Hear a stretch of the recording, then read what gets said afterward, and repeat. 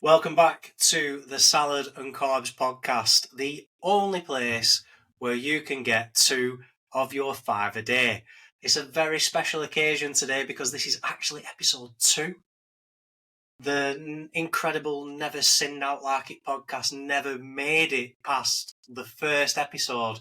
So we sort of came back a couple of weeks ago with episode 1, episode 1.5, The Phantom Menace. We didn't really know what to call it, but we're back. This is episode 2. Welcome back, Carbs. How are you?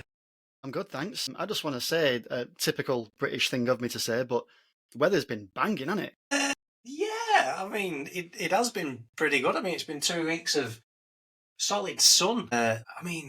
It feels a little bit like summer, but it's not warm enough to be summer. But saying that, whenever it gets above 12 degrees, sun's out, guns out, booze out, you know what I mean? I've seen a bit of skin these past couple of weeks. What's it brought for you? Have you done anything exciting in all of this sun? For the most part, I'm just glad just to be able to just walk around in a t-shirt and jeans. You know, I don't mind wearing a hoodie or a zipper hoodie and stuff, but it's just good just to walk around with t-shirt and jeans in it and like feel comfortable. One thing I will say is that I like it in the summer as well. Well, it's not summer, but I like it when it's nicer because at work I can go outside and lie down on a bench and have my food outside rather than get pestered while at my desk.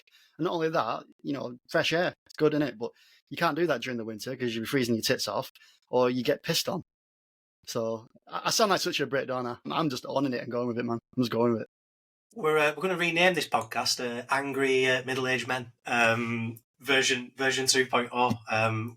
Kudos to that show that was used to be on BBC. What were it called? Grumpy Old Men or something like that. Yeah. No, it is good. You're right. It's nice to have a bit of sun. Interesting that you say that when you're at work and you're on your lunch, you go outside and lie down on a bench and eat. I mean, that's got to be an interesting sight to see. Absolutely. So you're led down eating your dinner. You're not sat. You're led. I don't know how interested in this you are, but I will explain it to you if you want. I mean, there's literal benches outside in the grounds of work. Like there's a grass area and there's some benches that were set up. Now this was set up back in 2020, and we all know what 2020 were all about. So I don't need to elaborate on that. I remember going out there one time, and I thought, yeah, I'm going to start having my food out here. And I see one guy who works in the factory as well, and he's just lying down on his back. And I thought, that is a cracking idea. Like, take your shoes off, put your feet up for the time that you're there. Don't get me wrong, I'm not lying down when I'm eating my food, but when I've ate my food, sling it to the side, got my headphones in anyway, just lie there with my eyes shut. And if it is a bit too bright, well, I've got my cap anyway. I can alter it so that the shadow goes over my eyes. Become a bit of a pro with it, and I like it, I enjoy it. And it beats being out there in the snow. I'll tell you that much. It does sound good, to be honest. It's nice to have a little spot outside, I guess, where you can sit in the sun, and especially when it's like this, because, to be fair, we don't really see much of this across the year. It tends to just be grey skies and, it rains a lot. Just got to make the most of it while you get it, haven't you? Like, that's literally what the whole ethos is, isn't it? It's like, it's here, make the most of it, because it can just go by the next day. Yeah, I've seen all the obligatory, Facebook, Instagram stories, obligatory day at the Lake District, which is like probably in every northerner's DNA. Sun's out, quick, got to get up one at Three Peaks, got to do them all in 24 hours if I can. Get them all done by tea time, or get up to lakes and, get yourself an ice cream and get up one at Wainwright's. No, but it has been good. I've done a bit of running myself, actually, in the sun. What's the best thing that you've done then, apart from obviously, this very intriguing lying down and having your lunch, even though you've established you don't lie down and eat your lunch? We're gonna run with that. What's the best thing that you've done since we recorded the last episode? In terms of like things I've done, not a great deal. Now there's something coming up that I haven't told you about yet, which I'm going to be doing this weekend. I am going to Luton this Saturday to watch my team Blackburn Rovers play away. So I've got that to look forward to on Saturday. Now, what's interesting about this is that I probably never would have entertained the idea about going all that way at this part of the season. The season's pretty much over at this stage. But if you look at where Luton are in the league, the second bottom, right? So if they get relegated, we're not playing them next season. The next time we play them, they're probably in a different stadium. They're not that Kenilworth Road where you've got to walk through someone's back garden in order to get to the away end. And that's what I want to see. I want to experience that at least once before it goes away. And it's the last. I mean, I was about to say it's the last of a dying breed. It's the last of a dead breed of stadiums. So I need to go to that game. I'll regret it if I don't go, what I'm saying. Okay, well, I mean, you're a very cultured man when it comes to, going away and watching the Rovers, and, you've picked up a few of your second and third and fourth teams, and, you've got the various shirts that I've seen. So it comes as no surprise. I will just say, just because I wear the shirt, it doesn't necessarily mean I'm a fan of them. I just like collecting footy stuff. I know you're trying to prod the bear a little bit there, aren't you? I can see, I know you'll be grinning like while saying that, so it's all good banter. He said he wasn't going to kiss the badge. Yeah, that's it. At Wembley, I kissed the badge at Wembley, It happens, doesn't it? But yeah. Sounds good. No, like you say, it's a bit of history, isn't it? Old ground. They don't really make them like that anymore. Very interesting. It's reminding me of a quote from Tyson Fury. Like, I remember seeing. I'm no boxing fan. I don't follow boxing, but I've seen quite a lot of clips of Tyson Fury. I think he's a funny guy, and like the way he spoke about himself in this particular interview, it reminded me of like what Kenilworth Road would be saying if it had a voice. And it's like, they don't make men like me anymore. I'm a dead breed. I'm a dying breed. I'm a cut from a different cloth. That's how I'd imagine Kenilworth Road saying if it had a voice. That the quote from Tyson Fury is talking about how they don't make men like him anymore because he's so special. Like a man's man. Okay, well, there's part of that I can resonate with, and then there's parts that I can't. Like, Tyson Fury is a man machine. He's a monolith. He's huge. Kenilworth Road is like a Kinder Egg in comparison. So maybe Kenilworth Road is the Chihuahua of the Football League. It's a tiny ground that thinks it's a little bit more special than it probably is. I have no idea. But the comparison to Tyson Fury is a nice juxtaposition that we've got going on there. Yeah, it's an interesting take on it, really. And I mean, in terms of like, if you're taking Tyson Fury as being like, all those adjectives that you used to describe him, you're better than me, especially since you follow boxing more than me. Yeah, it doesn't compare. Kenilworth Road is like, there's better grounds out there, and it's not the heavyweight of football stadiums, is it? But if you're talking in terms of a dying breed, then yeah, you can see why my thought process went in that direction. Okay, no, I can see what you're saying, and it'll be one of them, innit? Some people want to do the 92 grounds, tick them off the list, and like you say, if Luton are grading and going to be changing ground, then yeah, that'll be something exciting for you to do. So last time we did these like little 20-second sections, and you've come to me with an idea, and I like the idea because the idea is we're going to call this section Quick Burn Carbs. How fucking good is that? So let's quick burn some carbs and give you 20 seconds to tell me everything you know about Luton. God, they play in white, they sometimes play in orange, they play at Kenilworth Road. They're based in, is it Buckinghamshire? No, Bedfordshire. I've never been to there before. 3. I think I'm done. Salad. Finished. I'm going to apologise to any people who live in Luton who may listen to this show. We'll come on to the audience of this show in some time, who have been overlooked because obviously all that Luton has to offer is a football stadium and a football team. But Luton in general, an airport. I am sorry, Luton people. I understand. Weekend. Radio 1's big weekend. Even Preston had a Radio 1's big weekend once upon a time. I only know because I went. No, that was good. A bit of quick burn carbs. I'm sure we might come back to that. Yeah, I think I might have lost some weight with that. As we make our way through the show. That's going to bring us up nicely to the first break, I feel. So let's go for a break, and then when we come back, maybe we're going to talk about burning some carbs, but in a different way. Stick with us. We will be right back.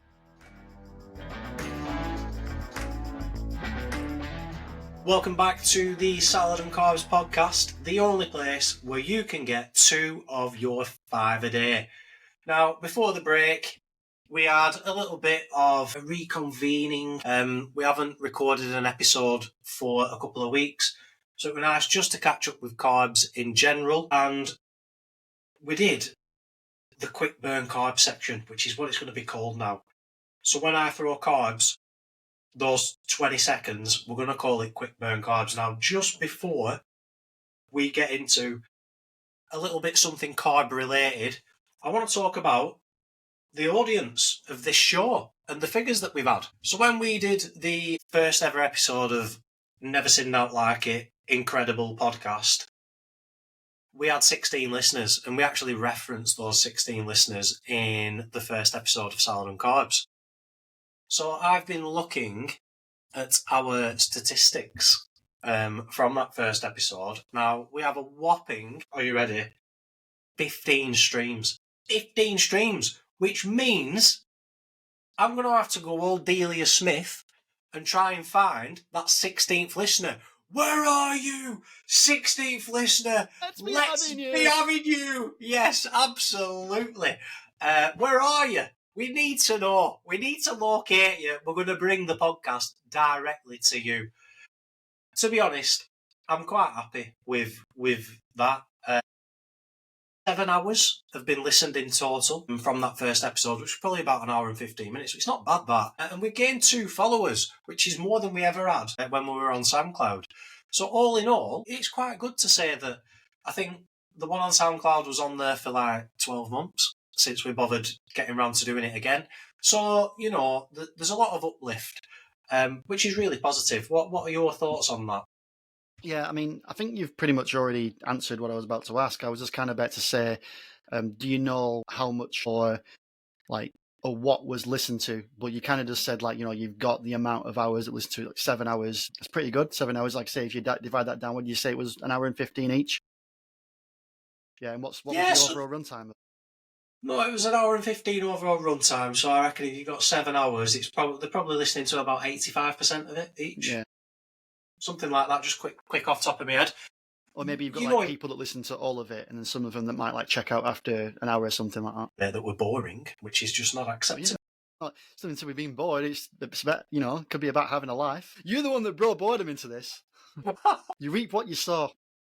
That's one of my lyrics, that. Interestingly, though, the audience is mainly male. So 93.3% of listeners are male, and we have 6.7 not specified. And then we have 0 female and 0 non-binary. So very male-oriented, but if we think about it, that episode was very football-heavy. This episode has also got off to a very football-y start. But yeah, they are the figures, and let's see how it goes. We'd love to hear your feedback. We'd love you to get in touch with us.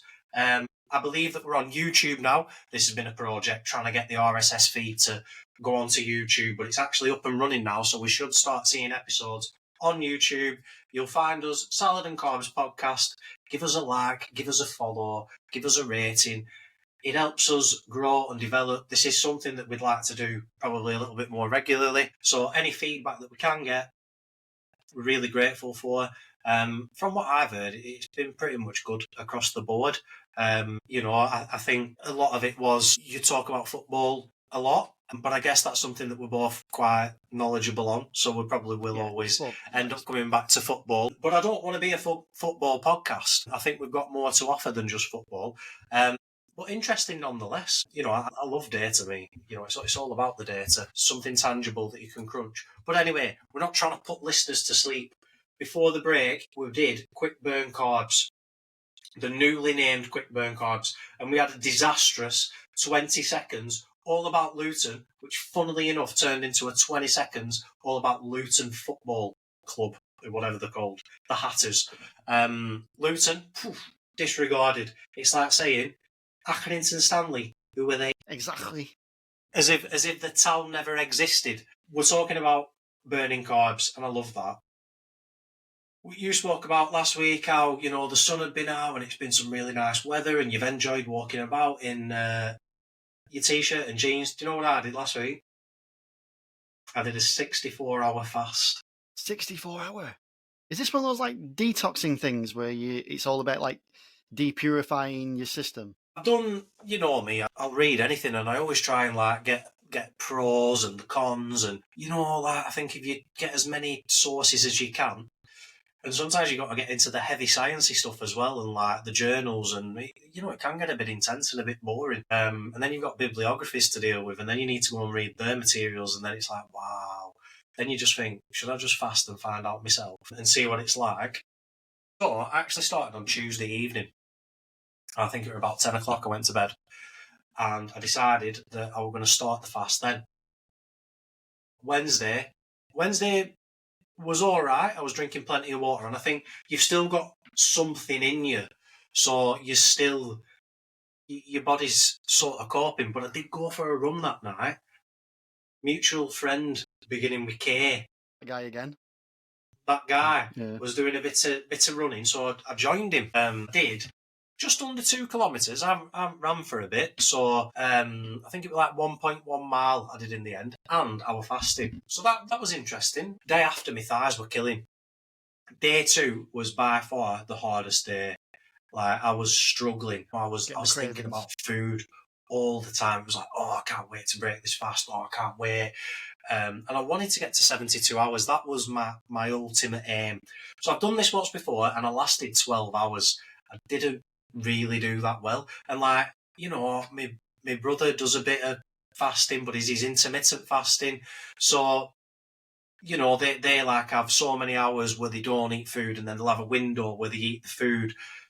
But for me, I think to get the benefits, or from what I can understand, there's a process known as autophagy. Okay. Autophagy.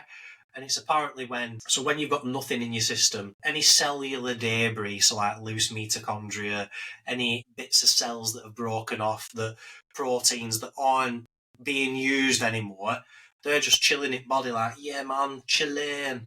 So the body actually starts to eat them and like utilise what it can. So can that be used in new cells? Sweet, we'll borrow that. This stuff, not so sure about, let's get rid of that. So your body goes into that mode, but that only starts to happen. Well, it actually uses it to create new cells. So when a cell is reproduced, it's done through the mitochondria. So in the mitochondria, which is the part of the cell that does the communicating, there's also a cell manufacturing centre in a mitochondria. So what they do is they take the proteins and then they replicate the new cell. So anything useful would go into that process. And I ain't a scientist, so if there's any cellular scientists out there, please get in touch. Put me right where I'm getting this wrong, perhaps. We want to know. We want to know if we can. Yeah, basically. Absolutely. This is my understanding. Basically, get rid of some of the bad. Some of the good will utilise in new cells, but that kicks in at about 48 hours. So I think I went to bed on the Thursday night and I was dreaming of like, oh, I'm going to wake up, I'm going to go shopping, I'm going to do this, do that, I'm going to eat.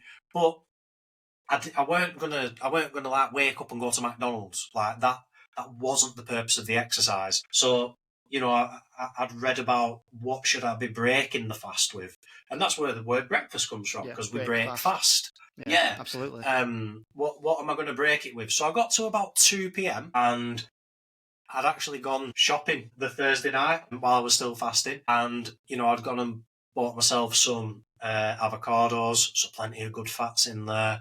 Got myself some sauerkraut, which I've probably been eating sauerkraut now. And I won't say I have it every day, but I've probably eaten it 3 or 4 days a week for my breakfast. They do these bags at Tesco, the 90p. Drain them, rinse them, cook it. That bag will do me 2 portions. I don't know what the weight is off the top of my head. Yeah. But I got some sauerkraut, got some avocados. Yeah, I mean, the idea for me with the sauerkraut was, one, it's fermented, so it's got loads of probiotics in there. Good for the gut bacteria, but it's a good replacement for bread. So instead of eating like 2 or 3 pieces of bread with breakfast, it's like, I eat sauerkraut now instead. So I got avocados, I got sauerkraut, and I broke the fast with a miso soup, actually. So use some white miso, hot water, some fresh garlic, chilli and ginger, made that bit of seaweed, just a slight bit. I use wakame seaweed if anyone's interested. Kale is it's a little bit like like spinach and cabbage. It's like it's got a really thick stalk. Like kale's not bad, but seaweed is like so it's full on seaweed from the sea. Yeah, I imagine it's probably grown on a farm. It's organic. I buy it from a Korean supermarket in Liverpool. But yeah, I had a bit of seaweed in there. And it went right through me. You know what I mean? You don't need to talk about that anymore. Details necessary for that. I think no. You know what I mean? I think everyone understands. You know what you mean. That's it. That's it. But I was empty. I was cleaned. I was cleansed. And you know what? I felt right good. And then I tried not to eat anything processed for 24 hours. So I just stuck to avocados, sauerkraut, bit of natural yogurt. Tried to eat as clean as I could for 24 hours, and then like reintroduce maybe a little bit of chocolate or a little bit of this or a little bit of cheese, and now I'm still eating. You know, my diet's weird and wonderful. I just see food as fuel these days, and I think that's probably something to do with I were a vegetarian for 10 years. It's discipline. But then it is discipline, and it taught me that. But with character building, I think, even if you didn't, even though you didn't stick to it and you come back to eating meat, it like you did that for that period of time. That's discipline. And you must have been tempted to break it so many times, but no, you built your character by staying disciplined to it. Yeah, I enjoyed that aspect of it. You know what I mean? Because it's helped me give up things like smoking. Like I used to smoke cigarettes. Building character, like you build character with something that's easier to easier to control. And then it helps you control the things that are harder to control. It's all mental, isn't it? It's all psychological. Yeah, well, I think we're getting into like the lines of addiction now and psychology of addiction, and I think like we can leave this for another time if you want. No. I mean, we can just gloss over it. I mean, it might be something that we want to come back and look at in more detail. But we're talking about those neurological patterns that because I'd already done this thing before, I can tap into that same thing and then sort of borrow it. And I used that for the fast. So when I was at 48 hours and I was absolutely flagging, I must have drank about 7 litres of water across the 64 hours. Like I drank a lot of water. And you can drink as much water as you want. There's no like limit on that or anything like that. Well, no, there's no limit, but it's not sensible to drink loads of water, because if you drink loads of water, you just flush out your body of anything that you've got good going on. So you need to be careful, and then you need to think about electrolytes. And to be honest, I was taking vitamins. So I take some funky vitamins. So I was making sure that, because I wasn't getting the sustenance from my food, I was having my spirulina, my fish oil, my vitamin D, magnesium, multivitamin, coenzyme Q10, you name it. I've got a bit of a spectrum of vitamins that I'll take on. I think you just named everything there is possible. The multivitamin covers the rest, trust me. Honestly, you want to read that label. It's like reading books in the New Testament. It's a joke. Yeah. But I was putting sea salt and apple cider vinegar in the water towards the end, just to make sure that... With the mother, of course, absolutely. Yeah. One you taught me before that, you said you said, if you're gonna take if you're gonna be a rebel and take a spoonful of apple cider vinegar, make sure it's with the mother. Fucking hell, you rebel, fuck you, be turned to fucking Joan of Arc if you carry on drinking that shit. There's definitely an element of sarcasm when you said it, but I retain these things. It's so crazy how I remember these things. With the mother, and it was good. And to be honest, I think I got to about, like I say, 64 hours, something like that. Still good though. I mean, you shouldn't knock that. Yeah, it's still good. No, absolutely. I mean, I was chuffed from my first one being 12 hours to this one being 64. I'm not saying I'm going to be doing a fast next week, but I think the next time I do it, I'll be looking at probably wanting to go towards that 7-day mark. Hit that target. Yeah, because I think it can be done. Now, because day 3, when I woke up, I went to bed hungry. And when I woke up, I wasn't hungry. Is that past the initial difficult phase then, do you think? Obviously, it's still going to be difficult, but is that those first 2 days, get past those first 2 days, it's not as much uphill from there, it's leveling out a bit? I think so. Oh, there's a lot of things that happen. So I read so many articles, and I read so many, like I say, journals and things. Theory behind it. Yeah, there's a lot of different things that are going on within your body at the time. Like the hunger chemical is called ghrelin, GHRELIN. That starts to subside after 24 to 48 hours. So your body doesn't give you that hunger feeling anymore. And then obviously, like, there's people who fast for like 2 weeks, like even a month. That's when you'll start losing weight, and that brings me back to the quick burn carbs, Aha. because that is what's gonna eventually like lose your weight and things. Like if you just do a few days, you're only going to lose water weight, really. Funny, because I was weighing myself the entire time and I didn't lose any weight whatsoever, but I felt good and I felt cleansed. And do you know what? I was worried about playing football this weekend on Sunday, and I play with a group of your mates, really. Yeah. And I was worried about, like, oh, am I going to be all right? Do you know what? Played for an hour and 40 minutes, like, no problem. Felt very, very good. So yeah, that was the best thing that I did last week while the sun was out. We are going to go to the next break because I feel we've been talking about fasting and carbs, burning and Luton.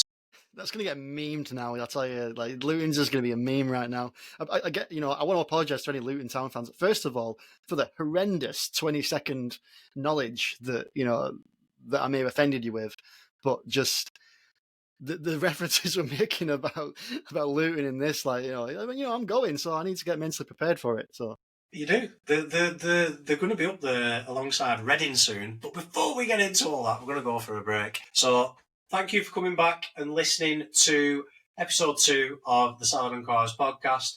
If you are that 16th listener, let us know you're here. We'll see sometime on the stats if you have returned. We'll be back after this break.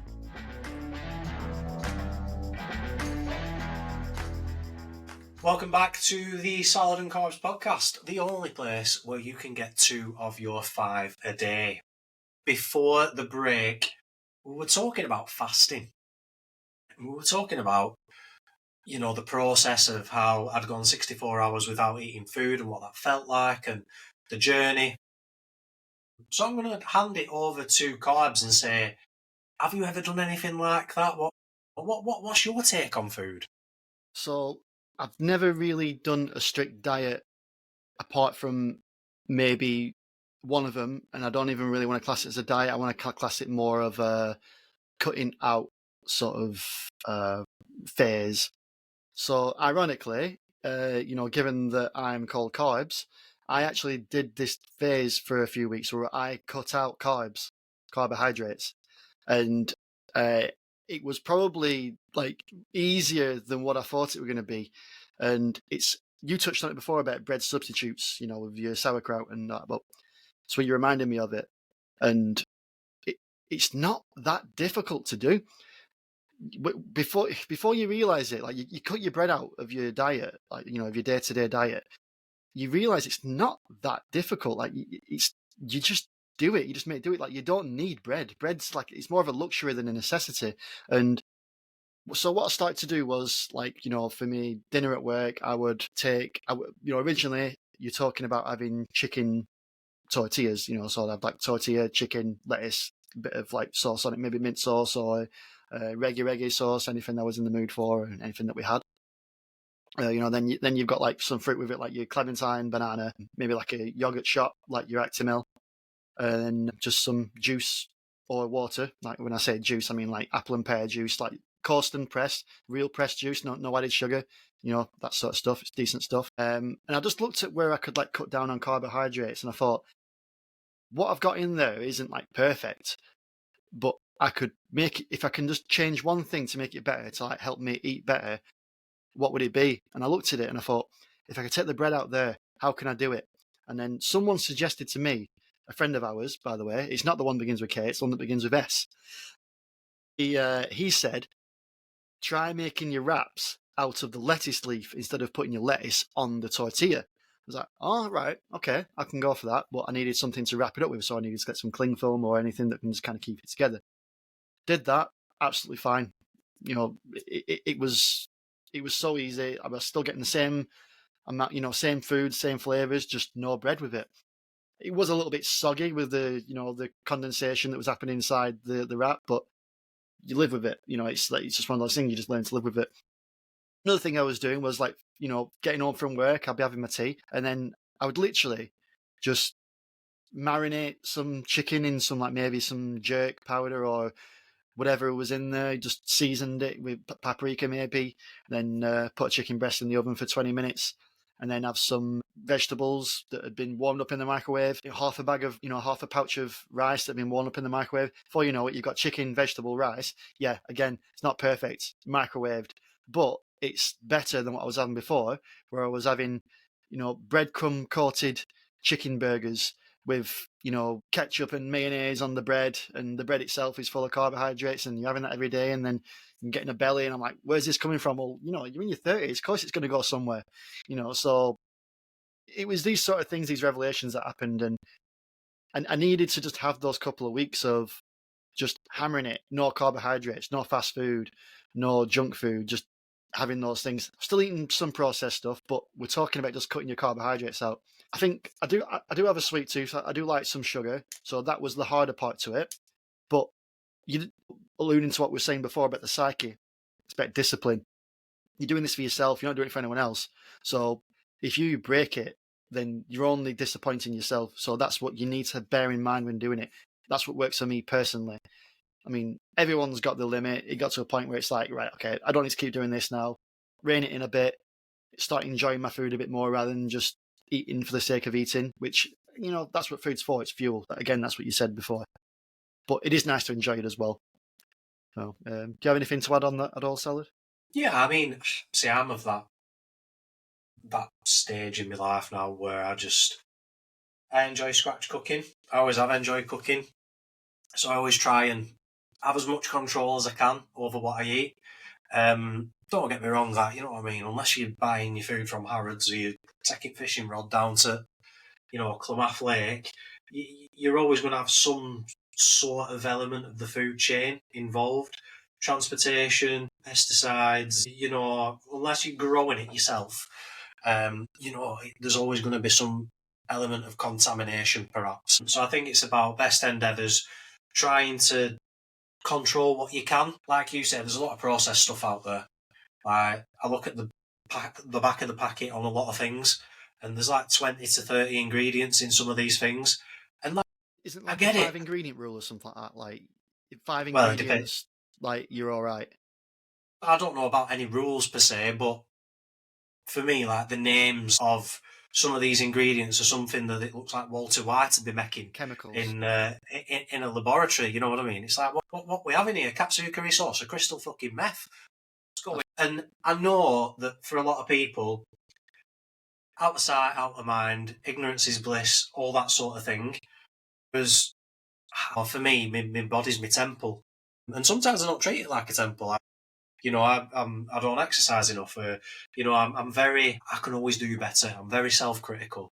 It's just the type of person that I am. I'm always looking to improve, and I'll be the first one to call myself out before I would even dream about calling anyone else out. But when it comes to ingredients, I try and get things that are like minimal ingredients. So, like, for example, that seaweed, it's probably grown in some sort of farm type place. They've probably got, an area of water where they can plant all this stuff, and then it will grow. When it's ready, they'll harvest it, dry it. I think it comes in like. I am intrigued by how this, like, how it's grown and farmed. Like, is it something that grows quickly? Is it something that grows in abundance? Or is it like something that they need a lot of because it doesn't grow too fast and they need to like pick it in stages? Or does it even have a picking season? Can you just get it when you want, when it's grown up enough? Do you have any this information at all? Because I find this whole seaweed thing, I find it interesting because I never thought of it like that. They're all interesting questions. I mean, I don't really have the answers for you, to be honest. I mean, all I know is that it's USDA organic, so it's approved by some US food authority. It's classed as organic, and it comes dried. So it's like a 350 gram bag. It's quite tall and slightly narrow. And all I do is I just snap a handful off, put it in some water in a pan, bring some heat to it, and then it starts to swell up, and then it looks like seaweed that you'd find in the sea. Have you ever been to places like St. Michael's Mount or even Blackpool Beach? Blackpool, yeah.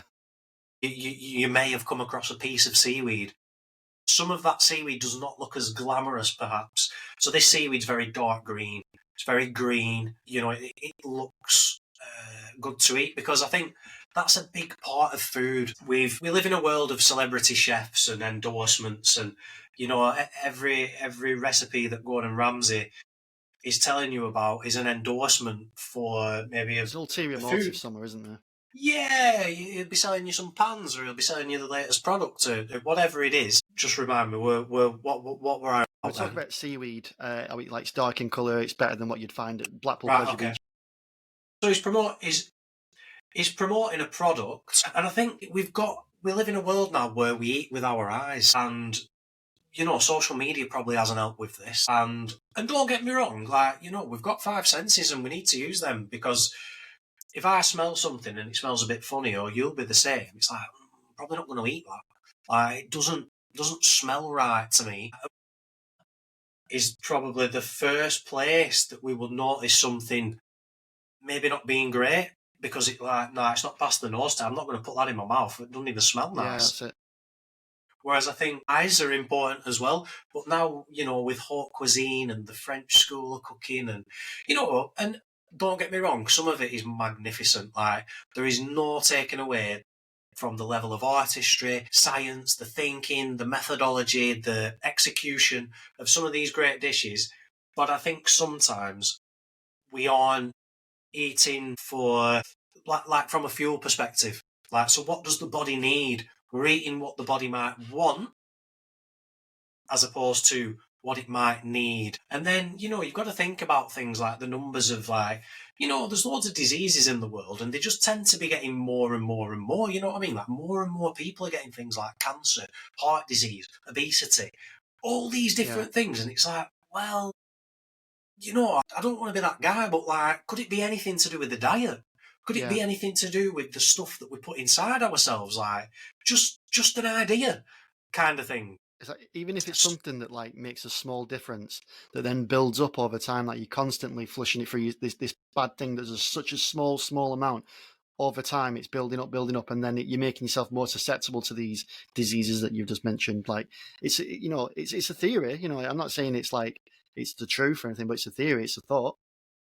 Yeah, I mean, I'm not here to. I ain't got a degree in all these sorts of things, but it's just an idea. It's just a train of thought. You know what I mean? Someone run with that and go and do a lot more digging into it. You know what I mean? Just have a look at the set of circumstances and just maybe look at it from a different angle. What could it be? Could it be that? Could it not be that? Let's find out. Can we find out a bit more? Well, I don't know. How do we? My take on it is that, okay, you're asking these questions you don't know, but even if it's not, it's better to be healthy anyway, isn't it? It's better just to treat your body well in general. Oh yeah, I think so. I'm we're both getting older. We ain't getting younger. No, we're not. And I think that, I think there's a part of me that it is cognizant of that.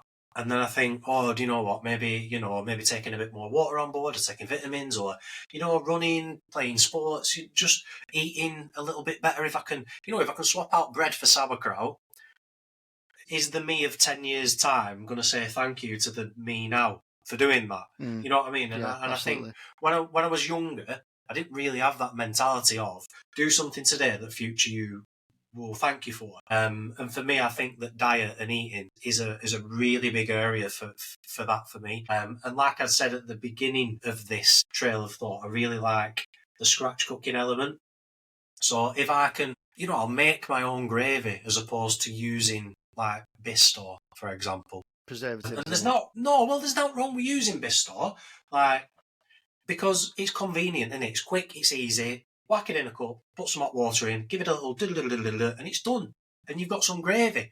But if you've got the time, effort, and the ingredients, just make a base with some fat and some flour. If you've got some meat juices on go, you've got stock. Just make your own gravy. Just make your own gravy. Honestly, it's going to be just like Mama used to make it. It's unbelievable. But I get it. There's a lot of hungry people out there, and I think sometimes there's a market for quick and easy. Fast food is a thing, because there's hungry mouths to be fed. And, you know, there's an opportunity for some venture capitalism to come in and say, right, we're going to, well, maybe not venture capitalism, there's an opportunity for enterprise to step in and say, yeah, there's an opportunity for money to be made here. Yeah. And there's nothing wrong with that. I like that. Yeah, absolutely. For me, it'd just be the ethics behind it. Can we do fast food in a little bit more of a healthy way? And I think we're seeing that now, aren't we? You know, there's a lot more vegetarian, there's a lot more vegan options, like gluten-free. There's so much out there now that caters for a lot more different dietary requirements, let's say. So it is good, and I think the world is changing, and the attitudes and perceptions around bodies and what we put in them is definitely changing. So it's a good thing. But I feel like it's time to go for a break. We've been heavy on the food, and we've been heavy on the the thoughts and feelings around food and the ethics behind food. But that's what we're here to do at Salad and Carbs. You know, we're not frightened of topics, and you know, we will talk about them. When we come back after the break, we'll stay on this food theme, but we'll have a bit of fun with it, and I think we'll have a look at like what our favourite and maybe our worst foods are. So stick with us, Salad and Carbs. We'll be back after this break. Welcome back to the Salad and Carbs podcast, the only place where you can get 2 of your 5 a day.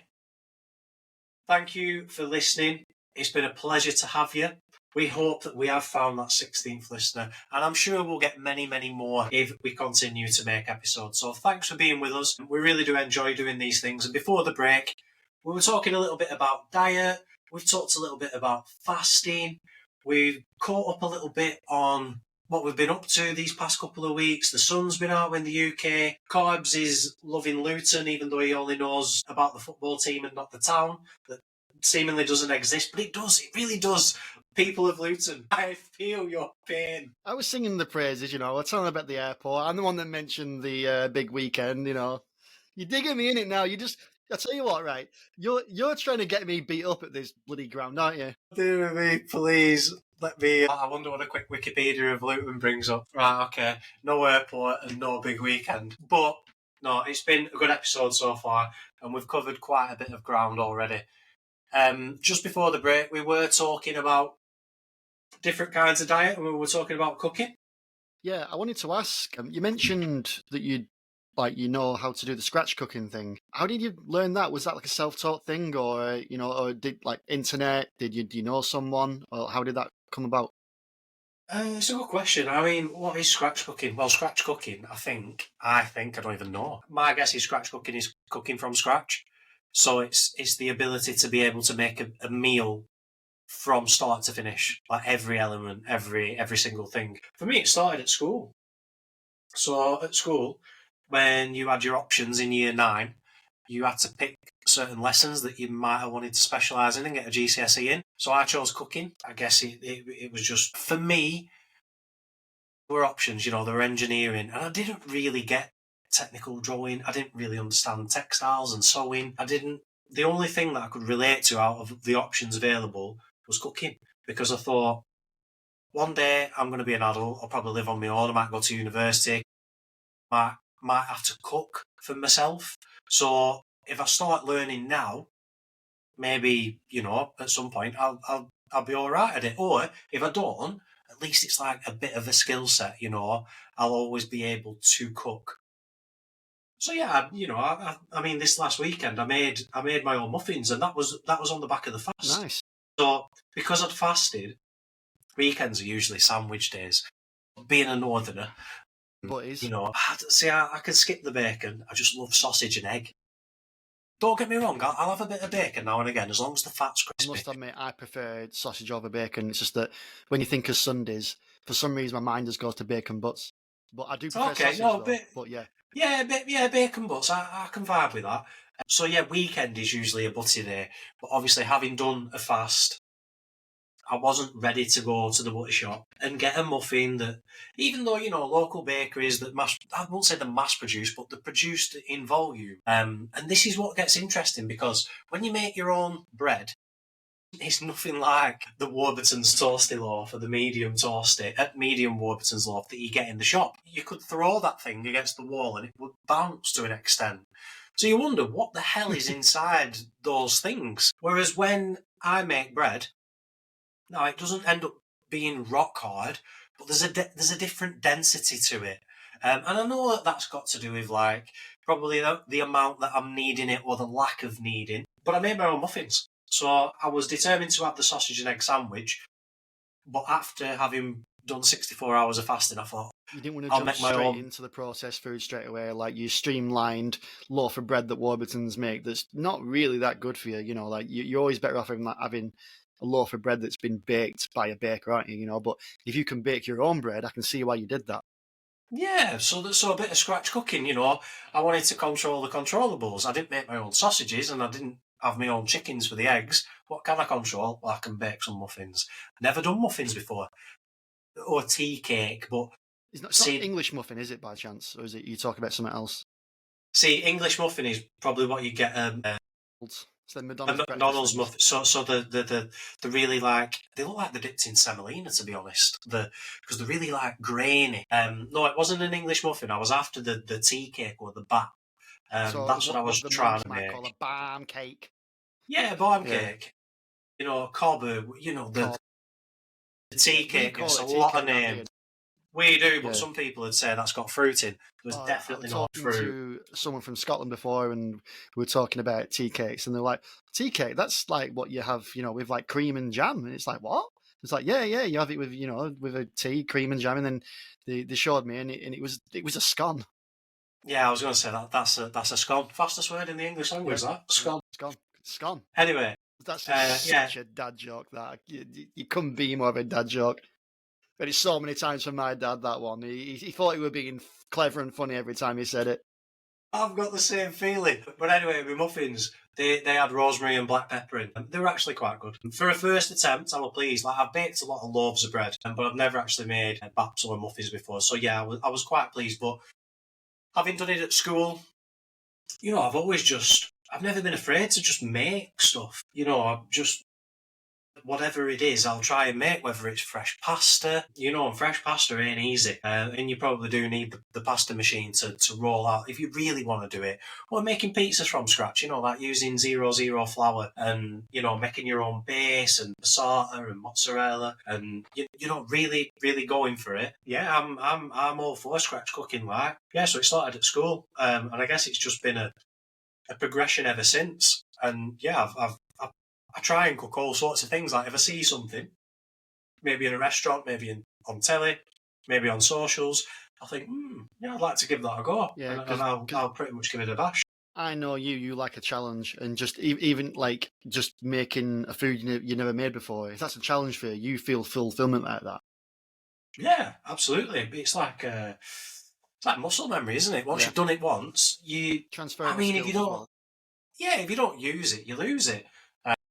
But just the fact that you've done it just gives you that bridge back to it. A little bit like what we were talking about earlier, and that psychology of that neuroplasticity of, oh, I've given up meat before. I can use that discipline. It's like I've learned a new thing. So, you know, I'll always have that skill. I can recall it if needs be. But I've spent time in Japan. So I did a bit of work out in Japan back in 2017 now. So a few years ago, and that was an experience, you know, going out there alone. And I think that's had, you know, a huge impact on the way I eat now because Definitely noticed I that. just, yeah, I just Definitely noticed that. resonate with the diet. You know, I love a little bit of miso soup. The I noodles. love ramen.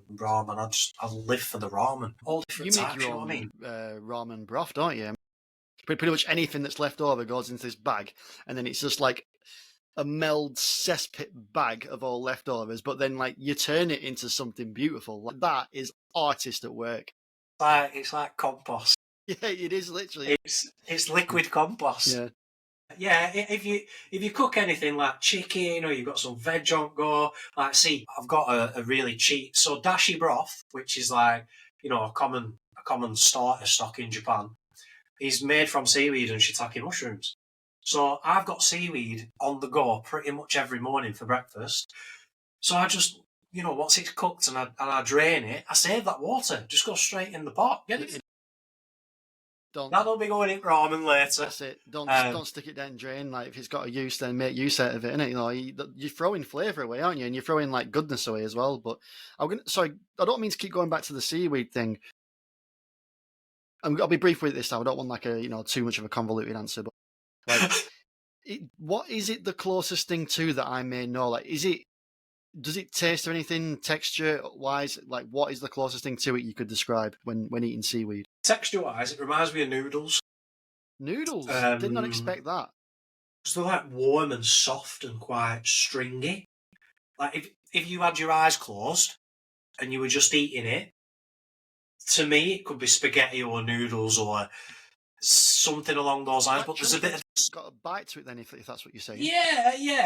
It doesn't disintegrate. You know you have to break it down with your teeth yourself. Yeah, I won't say it's not rubbery per se, but there's definitely it's high in collagen and polyunsaturated fats. It's very good for your seaweed.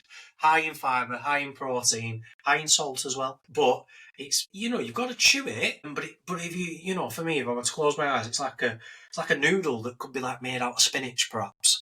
It's got a bit of that green feeling of spinach. I was thinking, as well. Like when you said it, I was thinking you were going to maybe go down, like when I asked you what it was like, I was thinking you're going to maybe go down the spinach or maybe the cabbage route, but I've never had it, so I'm just kind of guessing really. Like, but maybe like when you said that it soaks up all the water and it becomes kind of like how you expect seaweed to be, I thought maybe it's like spinach then, like mashed up spinach.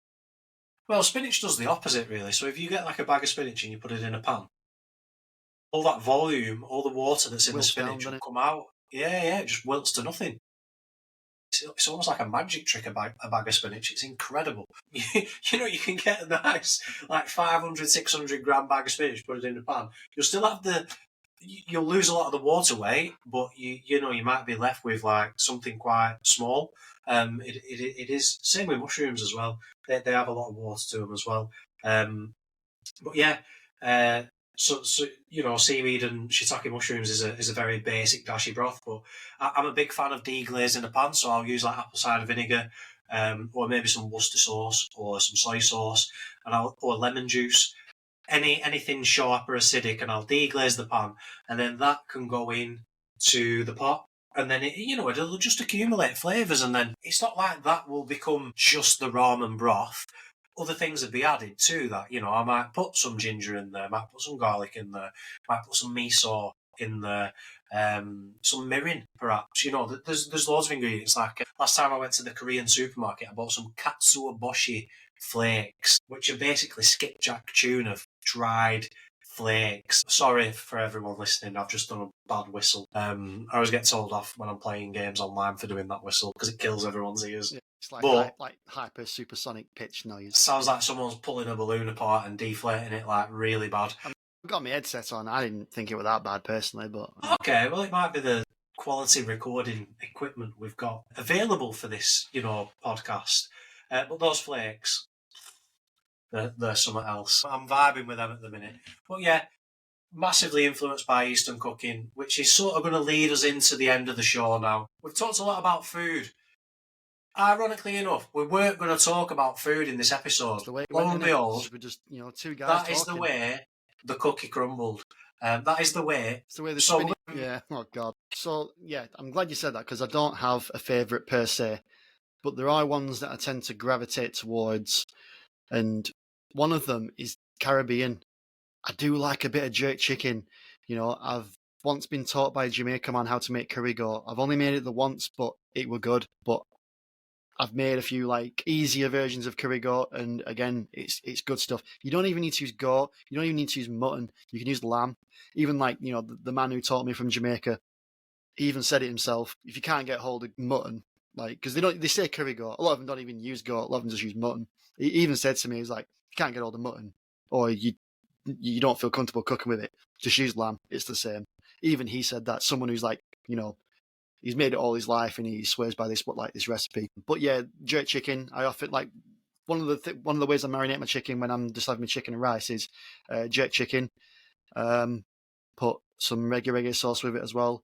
At least give it half an hour before you cook it, but ideally you want to be leaving it overnight. That's one of my, favorite cuisines. I mean, I know technically speaking, it's not strict Caribbean food, but I do love going to Turtle Bay restaurant.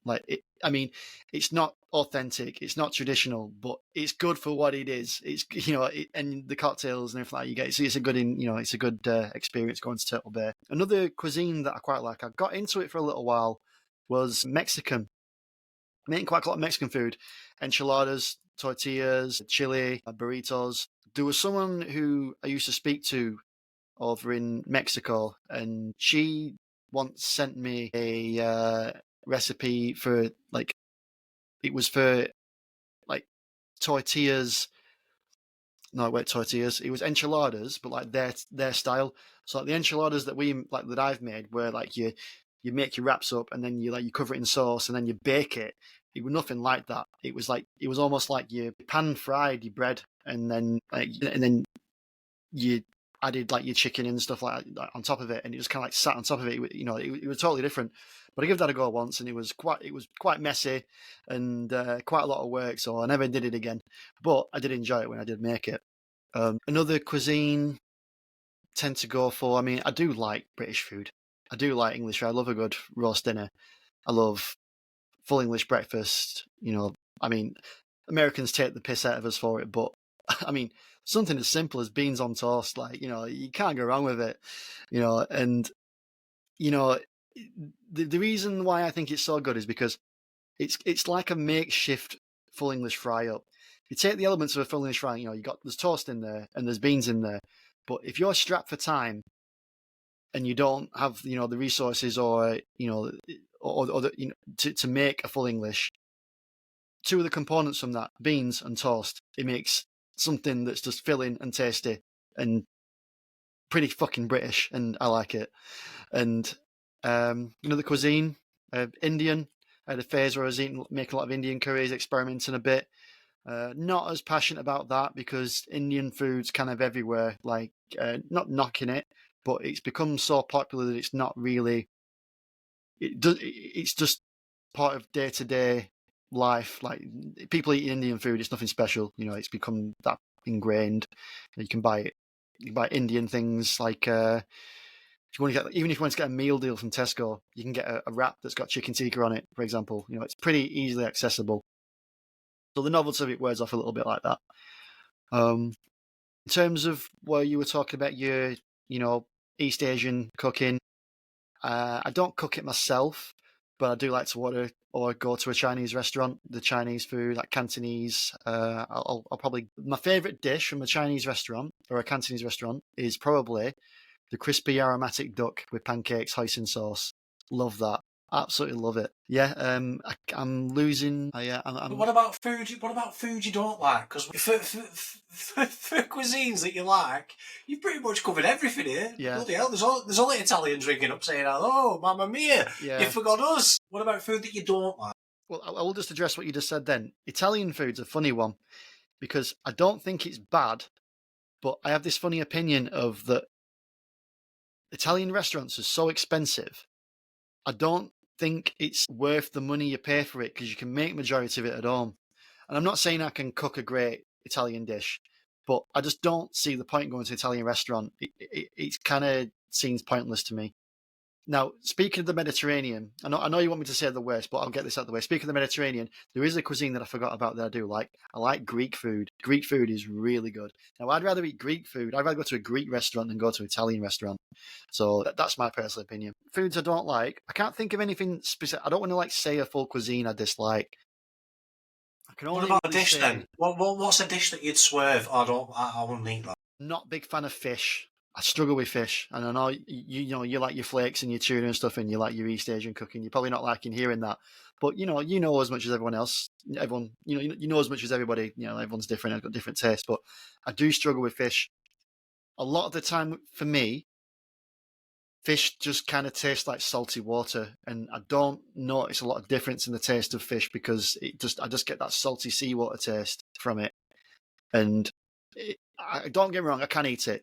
I do try and force myself to eat some cod, at least once a fortnight or so, which is more than what I was doing before. Ultimately, I'd rather have a dish with chicken in it than fish. You mentioned another ingredient earlier on as well, and I don't know if it's a polarizing one or if it's just a maybe me thing.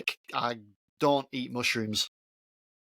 Okay. Yeah, to me, they don't add much flavour to a dish. They don't taste of anything too much themselves when you eat them.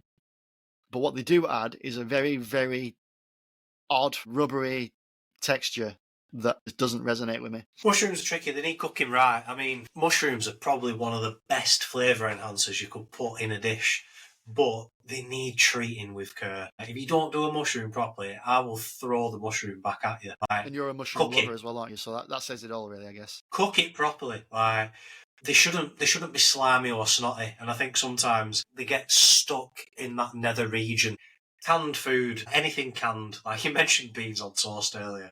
Honestly, get out of here. Beans on toast, what the hell? But we're not here to judge. Man, the convenience. The convenience, honestly, it's the worst answer I've ever heard. But I'm glad that you've given me, cuisines that you've enjoyed. You talked about Italian food and that you won't go to an Italian restaurant because you feel you can make it yourself at home. That's how I feel about every single restaurant I go to. Literally. That is how I feel. Because I sit there and I think, could have made that. Could have made that better myself. And there'll be a lot of people out there probably listening and saying, go on, fucking do it then. Go and be a chef. And that's a very, very good question to ask. Because it is something that I think about sometimes. You never know what's around the corner. But I do enjoy cooking at home. And I pretty much enjoy all those cuisines you talked about. I'm not a massive fan of beans on toast, I'm not going to lie. Probably one of the worst things I can think. I like a full English breakfast. I'd take or leave the beans, please. I'd rather have a bowl full of mushrooms. Baked beans at all, or you don't like beans? The only time I ate baked beans or enjoyed them were in Japan, and that was because I probably missed home. And my breakfast for most days was like a bowl of baked beans in a microwave with 2 hash browns dipped in them. But it's like you said about Indian food. Baked beans has lost its novelty. I'm British. I'm swimming in beans. What do I want to be eating them for? Whereas I can be eating the more exotic things. But I think that slowly over time, that's what's happened to some of my breakfast has been revolutionised. It used to be the full English. Whereas now, typical breakfast consists of things like beetroot, cucumber, sauerkraut, seaweed, poached eggs. I love poached eggs. A couple of sausages. Have you tried chicken sausages? Yeah, they're all right. They're all right, aren't they? I mean, they're good replacement. Yeah, they're interesting. Beef sausages, they're interesting as well. I prefer pork. Pork are the best ones. Yeah, pork are the ones, but I like the ones that have got the most percentage of meat in. You know what I mean? You look at the back of the packet of Richmond sausages, and it's debatable whether it's a sausage. You know what I mean? You go. I tell you what, that can be your homework for the next episode. Yeah. You let me know what the percentage of pork is in a packet of Richmond sausages. It's funny because if I was to go out and buy a pack of sausages, it probably would be a pack of Richmond sausages. Hopefully this will be enough to make you change your mind. Well, it's not like I have sausages every week or anything. I don't buy it that often. It's just every now and then you say, you know what, it's been a while since I've had some sausages. I'm going to make a meal out of it this weekend. I might buy a pack. Or I might even buy a pack of Richmond chicken sausages where, in my head, I don't know for certain, I haven't done the science behind it, but in my head, I'm thinking, well, probably better for you eating chicken rather than pork. But yeah, it's I'll have a look at it next time. Next time I see a packet. Yeah. I think I'll just quickly cover your cuisines, the best and worst cuisines. I mean, you talked about Mexican, right? I love a bit of Mexican. There's a Mexican very local to us, in a place called Clayton Lemures. Have you ever been? I've heard about this Mexican place, but I haven't actually been though. I've heard the legends that it's pretty good. We're going. That's it. It's decided. We'll do it, and then we'll talk about it. Yes, we'll do a review of Crazy Panchos right here on the Salad Carbs podcast. No, it's real authentic Mexican. The guy who runs it is actually from Mexico. Honestly, we'll go. Authentic. We'll do a review. It's unbelievable, honestly. I like a bit of Mexican. I like my Eastern foods. I can't eat Thai food though because I'm allergic to lemongrass. Of all things, can't eat lemongrass. Honestly, migraine, vomiting, the works. Is that like an instant reaction, or is that something that might happen maybe an hour or two later? Potentially. I mean, I had it once. I used to be obsessed with, they were called shin cups. They're quite popular now, but back in the day, you had to go to like Costco to get hold of these things. But they're like an Asian cup ramen, like a pot noodle, but, you know, Japanese or Chinese. Anyway, one of these must have been a lemongrass one, and I had one. Honestly, it were grim. Not even just the headaches, I was like horizontal in the bathroom, trying to get to the toilet in time. Like, will I make it? Like Neo with Matrix. Yeah, well, it's good that it's only audio, this one, isn't it? Yeah. You know what I mean? We might do video one day, but yeah, horizontal hour. So yeah, allergic to lemongrass, so I can't do Thai or anything like that. I think this is a good place to wrap it up. It's been a pretty decent episode. Thank you very much for joining us for this episode 2. Thank you, Carbs, for joining us. Any closing thoughts for this episode? No, you know, I just want to thank everyone for listening again. I've enjoyed myself, I've enjoyed the conversations in general. I've enjoyed being able to express myself. Again, like I said before, any feedback, anywhere at all you want to give it, we're open to it. Constructive criticism, anything you want to hear, anything you don't want to hear, what you like, what you dislike, open to it all. And I hope you'd want to come back again. Absolutely, I will echo that because, you know, we need you as an audience to keep this thing alive. I'm pretty sure we'd keep doing this anyway, even if we didn't have our 16 amazing listeners. But yeah, we really do enjoy it. You know, give us a like, give us a follow, share it with your mates, get in touch with us. You know, people listening at the moment, probably people who know us anyway, but let's get it a little bit further afield if we can. Thank you very much for joining us for episode 2. This has been the Salad Carbs podcast, the only place where you can get 2 of your 5 a day. And just like that, it's gone.